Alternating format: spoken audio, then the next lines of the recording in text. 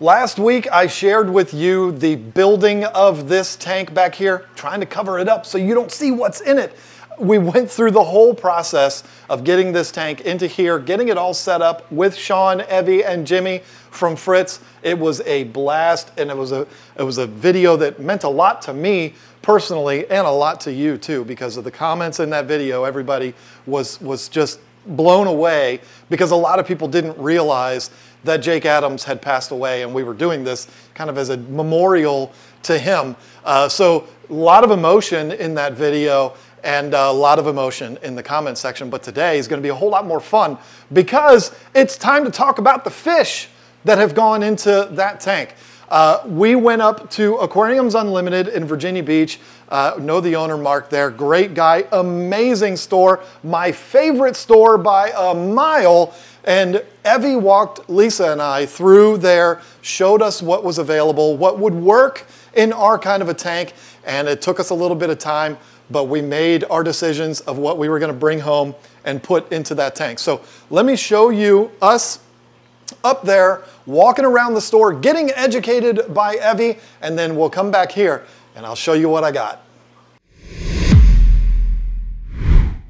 All right, let's go walk down the aisle. Lisa, you know it's all pending your approval. Right. In the end. There we go. Okay, so we've got some cool selections right here. The bird wrasse is really cool. He's going to provide you a lot of movement in the tank, and wrasses are just fun to watch. And with the way the rock work was actually put in the tank, son of a gun. Oh I even had it silenced. That's a blooper. It is a blooper. Blooper. Wah, wah, I can't wah. believe this. I know. Another thing that could be considered also is without committing to a really large puffer who, of course, wants to eat a lot, take up a lot of space, create a lot of waste. We've also got a burrfish as an option. Very unique. Their eyeballs are really cool. Do they blow up like puffers? They can if they get very upset. That's the cutest fish I've ever seen. He's so cute. I know, he's got great brows. He's got really good brows. He has quite a lot of potential to go in my tank. I like him a lot. What about this cute fella here to the, looks the like a orange biscuit? toadfish, he's actually kind of cool. Going to be a very chill fish, doesn't move a whole lot, and probably going to be a pretty big hider for you until it's around feeding time. So you do have to take that into a bit of consideration with as much rock work as you've got, and with the tank being newer, you're not going to have a system established just yet where everybody teaches a new fish to go to one spot to eat. Okay. So a fish like this, being more shy, may want to hold off on for a little while. Cancel that one. Still, Okay. everybody can train him anyway. We've got the assassin triggers and a little Scopus tank. These guys are cool, not to be confused with the Picasso trigger. Similar markings, not quite the same though. Very pretty fish. They can be pretty docile, can have a little bit of an attitude, good movement. They're always going to be out. They will appreciate the cave structures that are in your tank as well, which is pretty cool. And they like to find little places to sleep at night. So once he establishes where his house is, you'll always know where to find him. I love him. I love the blue and black stripes really on the nice. head. That is, yeah, I love him. Doesn't he look like something you would find in or see on a video game? It really does look like a cartoon character. He Yeah. does a little bit. I've always loved triggers, so yeah. They're very nice fish. Love it. Really good eaters, not going to be super picky. You should be able to feed a very wide variety to him as well. And they get a good size, right? They do get a good size, yes. Like a foot? No, not a foot. Not I mean, that like, good a size. I mean, you could probably get him up to a foot, but it'd be some time in your tank. He'd probably average out around 5 or so inches. Okay. So That's good. not overwhelmingly large, but a good size that he can bite you. Well, that's fine. Oh, Then we'll get along good. Now we got some little ones. The chromis are really popular for movement. They're a very common schooling fish, provide a lot of flash, a lot of light color to the tank. These guys would be cool, possibly for later if you're wanting something that's going to school and move around, possibly near the top with something bigger. They do need to be fed pretty frequently, so you may not want to start off with something like that straight out the gate just because of the feeding needs that are for these guys. Like come back and buy a dozen of them later on. Yes. I like it. Yes. Are like they the neon tetras of freshwater, but for saltwater? Kind of, yeah. Oh, You that's could so totally cool. consider That's them perfect. that. And they stay small? No, these guys can get up to 3 inches, but they're still going to keep that nice metallic blue effect that they've got going on. But when you buy 12, just remember you're going to wind up with 6. So then when you come back, you need to buy another 12 to eventually get your dozen or so. Now you've got your clownfish and you've got anthias. Anthias are not going to be probably something that you're going to want to contemplate for this tank since you are wanting to lean more on the aggressive side. They're a little bit more gentle, dainty type fish. I know you like the copper band butterfly. You could do one potentially in the future. However, one this small would probably not be recommended to start off in your tank just because he is super little. And something this size can easily be overlooked or not able to see where your feeding area is without a decent amount of training. That's one of the, when I first found out I was going to be doing this project, that's one of the first fish, other than angels, that caught my eye, and of course foxface. But I saw those and I was like, I need those. And kudos to the people on YouTube. Almost every person on YouTube said, this is not a beginner saltwater fish. Yeah, so. No, it's really not, but they are very beautiful. And when they're established, they are a lot of people's favorite fish. I love them. But you've just got to get to that point. Yes. But the black storm clowns. Yeah, those guys are cool. I don't think I can get those though, because I think she's going to want those when she gets her tank. I'm coming back and getting those. All right. So she's already earmarked those. Those are hers. Those are hers. So in here you've actually got a little bitty sailfin tang. He's going to also be too small, but there is a big sailfin tang. I did see down the aisle down there that we'll get to eventually. Blennies. Now, a blenny would not necessarily be a bad idea for your tank because they're really great at algae management.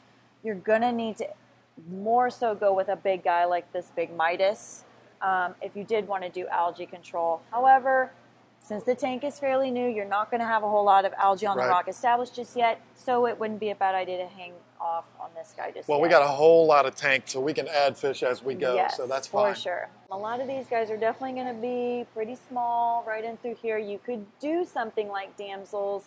However, I would probably tell you to stay away from these solid blue guys. These are devil damsels. They call them that for a reason. They definitely live up to the name. Yellowtail blues, very common for in the beginning for starting a tank. However, they do turn into butt heads. Okay. Every time. And I see the goby in there too. At some point, there will be a goby in my tank. There's no doubt. So this is a sand sifting goby. He's going to actually help keep the sand moving, shuffled around. However, it is a pretty good sized tank, so if you did want to do a goby like that, you would need to do more than one. You would want to be cognizant, though, of just in case you've got anybody who likes to eat little dudes like that in the future. You might have to sneak him in when the lights are off. That's fine. The cardinals we talked about. We do have there is some cardinals. There's pajama cardinals, and then I think there is some bang guys through here somewhere I saw. But we're not going to do those today because we got to add a school of those. Correct. But I definitely plan to come get a school of something at some point. But yeah. Oh, how nice. We have a glass cleaner here. What is that? Fritz glass cleaner in the? What is that? What? It's a mega Fritz glass cleaner. It's a mega Fritz glass cleaner. That's new packaging. We also do have the fox face. So we've got a yellow fox face. I know you talked a lot about wanting one of these guys, maybe two. Yes, indeed. They're excellent grazers. They are an herbivore, but they can also eat frozen prepared foods like shrimp, mysis. They can even handle some krill from time to time if you wanted to do that. Looks like that one is apparently leaving. Apparently that one's going home with me. I like it. That's the fish I came here for, a foxface. So I know one of those is coming home with me. It's not even up for debate, even if that's the only fish I get to take home. There is the larger butterfly right here. Now, he's super bright and he's yellow, but he is going to be a very large fish for you. He's cool though, but he'd definitely be a fish in there. Okay. So a lot of presence is going to be going on with that one. We've also got the marine beta or comet. Very shy. Going to hide a little bit on you, especially if you do end up having some aggressive fish going on in the tank. They're going to actually keep him even more so pressed into the rockwork, so you need to keep that into consideration when you're checking out future tank mates to go along with that guy. I'm going to Super cool, save though. that one for Lisa too. Oh, well, there we go. We're also picking out fish for Lisa. in the Yep, she's going to process. know by the time we come time to do this. Yeah. Now, one that I think would actually be pretty cool for you that you could do, since I know you said you wanted to do an angel, was there's actually a juvenile emperor down here. I see him. What's really cool about this one is that he is so heavy on his juvenile markings. He actually has a full circle ring on the body. As he ages and gets older, he will eventually get those rings to straighten out and turn into stripes. It is a very cool process to watch over the years, even over the months as he transitions from juvenile, I like to say teenager, they kind of go through a little bit of an ugly phase, and then eventually they look beautiful and they rise up into their emperor status. That's a beautiful fish when they mature. But it's mind-blowing when they're small like that. It's, oh. You know why he's marked like that as a juvenile? So I do he's not know. actually, it looks like an eyeball to keep larger predators away, but there's also another fish that looks similar to him that tastes bad. Oh, And that's so funny. it protects the babies. Oh, That's cool. hilarious. People say fish ain't smart. Come on. I know, They know right? what they're doing. It's nature. We So got over another here, fox face We do here. have another fox face. So we have a magnificent fox face. This one is actually my favorite type because as they get older, you will see the red on the top fin come in a bit more. It's very striking as they get bigger, and the yellow does stay bright as they age as well. I didn't know this until we came into the store. I came in here expecting to buy a fox face and name it Jake. But then I was told, hey, John, you can have more than one fox face. Yes, you definitely can. That's really good to know. I did not know that. Yeah, and you coming can into mix this. the colors. You don't have to worry about mismatching or anything like that. There's not going to be like a coral reef turf war on your hands. They are not territorial. They're excellent fish. And the maroon clowns. The maroon clowns. Now, these guys can be a little on the aggressive side. You might have to guard yourself a little bit whenever you're working in there. I don't potentially see you working a whole lot, but they can become a little territorial over specific areas.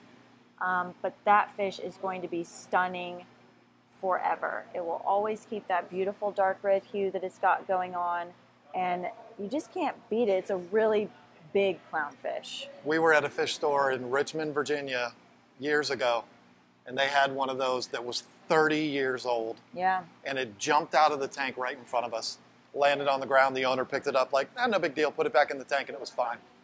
Like it didn't even faze the fish. There's also, here's the larger version of the sailfin. Very beautiful fish. Now there is another large one in the big tank that I did show you earlier, so you can see how big they get.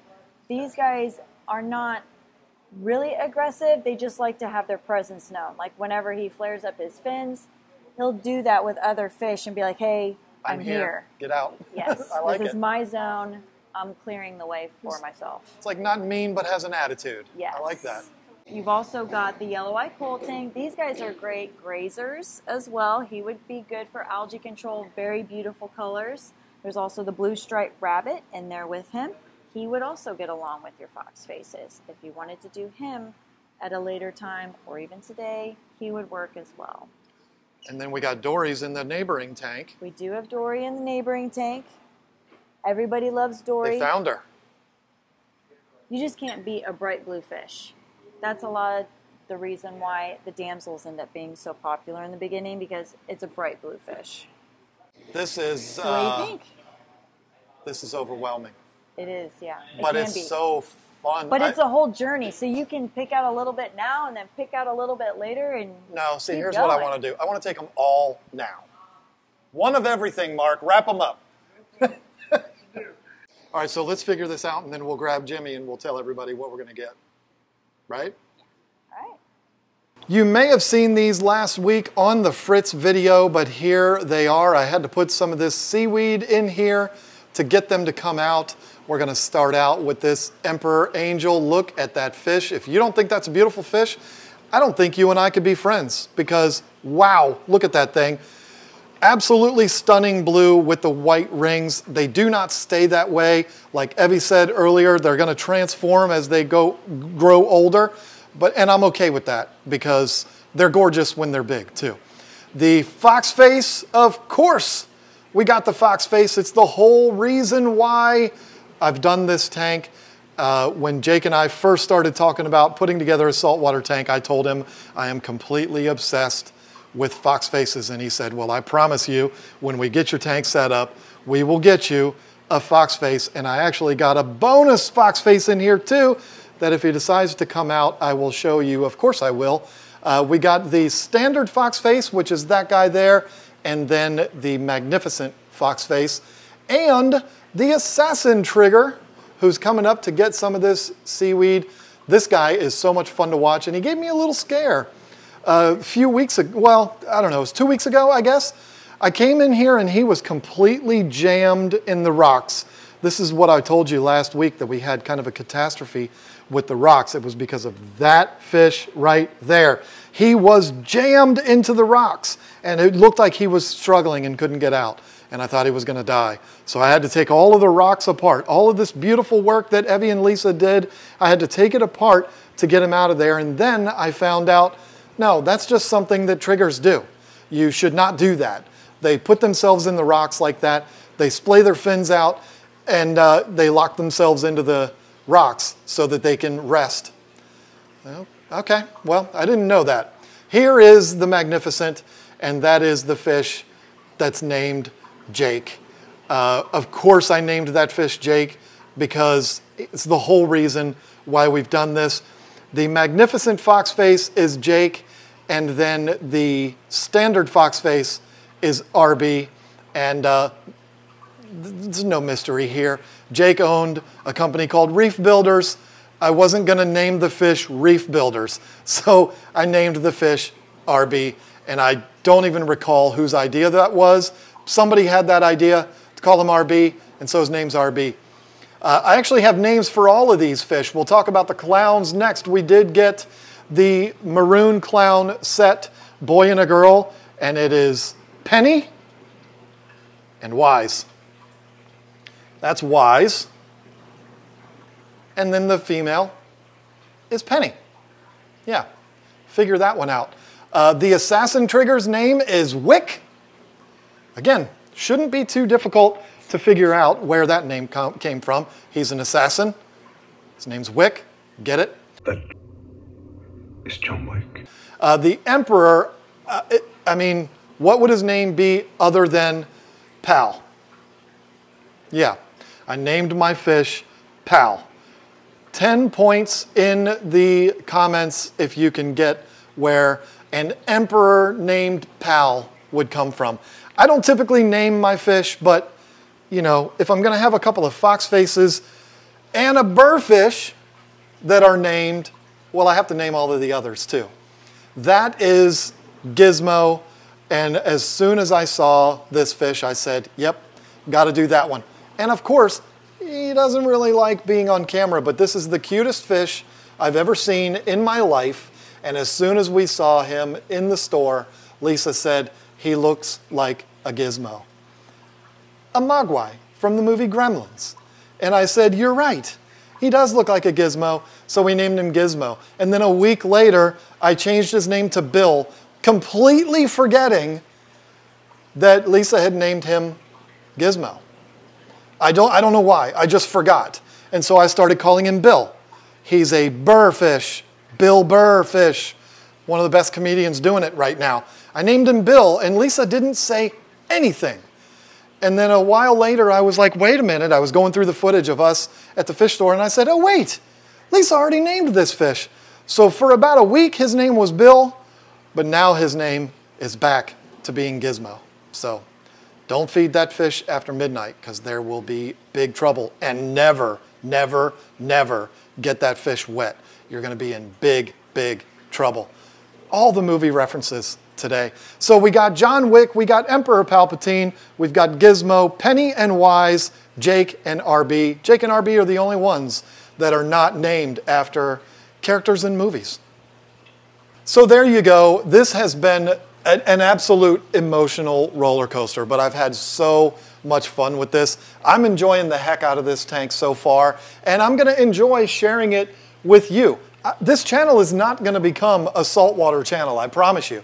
But I do want to start incorporating some saltwater into this because I have found in my studies over the last 6 months, I've found that one of the main reasons why freshwater fish keepers don't go to the saltwater side is because they're intimidated by it. And they think that it's a lot more complicated than it actually is. And yeah, when you get into those super high-tech reef tanks, they can be complicated. But an amazing tank like this, if you can keep a freshwater tank, you can keep a tank like this. I promise you. I'm doing it. You can do it too. So that's why I want to show it. There's a lot of people that have said to me, I would love to get into saltwater fish keeping, but I just don't understand it, and I'm scared of it.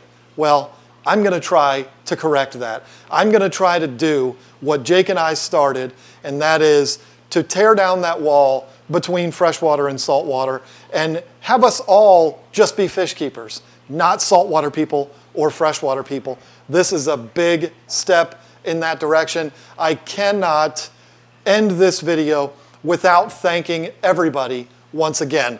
Planet Aquariums, Kessel, Carib Sea, CJ, DFW Aquarium Supply, and of course, Fritz. Sean, Evie, and Jimmy came out here and helped us put it together.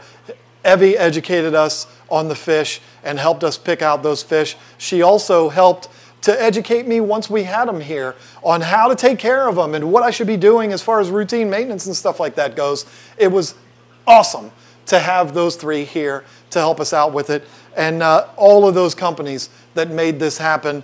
It's overwhelming to think of how many people stepped up and said, you know what, if the name Jake Adams is attached to this, we want to be a part of it. So thank you to everybody that was involved in this project. Thank you so much for watching. The response to last week's video was just unbelievable.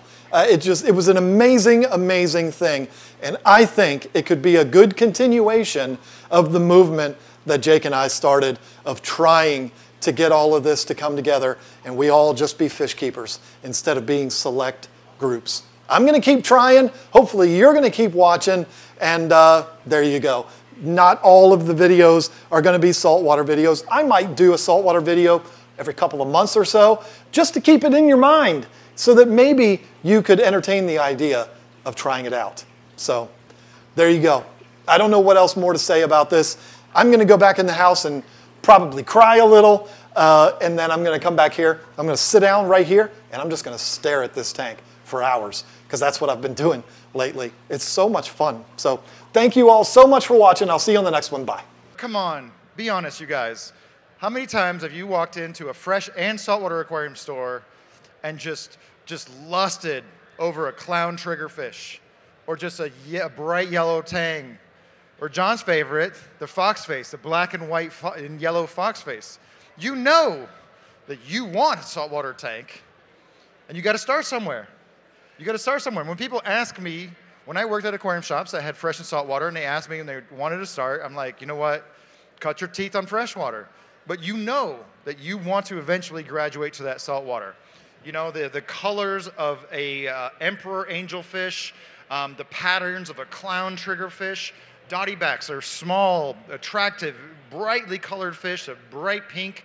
You know, so many freshwater fish, there's a lot of imaginary colors going on, right? You got to have the right lighting on them. You got to squint at the right angle. You got to make sure they're in like full breeding coloration. But when you walk into a saltwater fish store or the saltwater section of a freshwater aquarium shop, you see those fish and you wish you could have them. Well, I know there's a lot of you guys out there that keep freshwater. I keep freshwater too. Freshwater's fun and it's nice and it's relaxing. You know, it's just something that my grandparents did when I was a kid. You know, they kept some guppies and some swordtails, and they didn't have to work very hard, but they also didn't have that thrill, that excitement of achieving and of succeeding, you know. And so there's something to be said for freshwater, but when you want something that's just, you know, a little bit more stimulating, something that's going to make you learn, something that's going to challenge you, there's just nothing better than saltwater. All three of you, appreciate it.